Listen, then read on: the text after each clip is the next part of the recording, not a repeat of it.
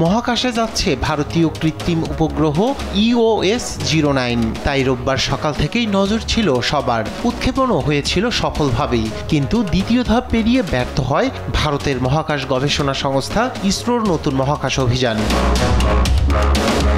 স্থানীয় সময় রোববার ভোর 5:59 PSLV-C-61 রকেটের মাধ্যমে এই মিশনের যাত্রা শুরু হয়। তৃতীয় ধাপে পৌঁছানোর পর ব্যবহৃত মোটরটিতে 203 সেকেন্ডের মাথায় ধরা পড়ে ত্রুটি। ফলে গোলযোগের কারণে কৃত্রিম উপগ্রহটিকে নির্ধারিত কক্ষপথ তথা সান সিনক্রোনাস পোলার অরবিটে পাঠানো সম্ভব হয়নি। যান্ত্রিক ত্রুটির পর মিশনটি বাতিল করতে বাধ্য হন ইসরোর কর্মকর্তারা।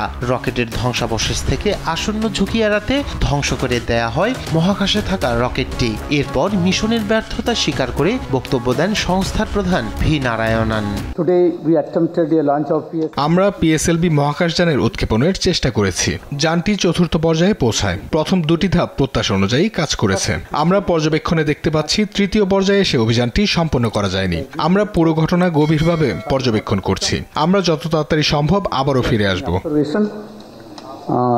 পরে সামাজিক যোগাযোগ মাধ্যম এক্সে দেওয়া এক বিবৃতিতে ইসরো জানায় এটি ছিল তাদের 101তম অভিযান। PSLV-C-61 উৎক্ষেপণের প্রথম 2 ধাপ পর্যন্ত সবকিছু স্বাভাবিক থাকলেও তৃতীয় ধাপে একটি নির্দিষ্ট পর্যবেক্ষণের ভিত্তিতে অভিযানটি বন্ধ করে দেয়া হয়। এদিকে ব্যর্থতার কারণ অনুসন্ধানে একটি তদন্ত কমিটি গঠন করেছে ইসরো। সংস্থাটি জানায় বিষয়টি খতিয়ে দেখে ভবিষ্যতের জন্য প্রয়োজনীয় শিক্ষা গ্রহণ করবে তারা।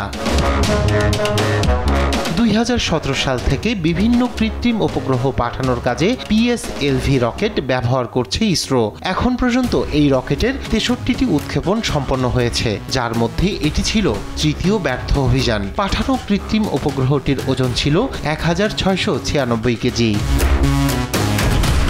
রায়হান কবির শুভ্র, নিউজ ডেস্ক, দেশ টিভি।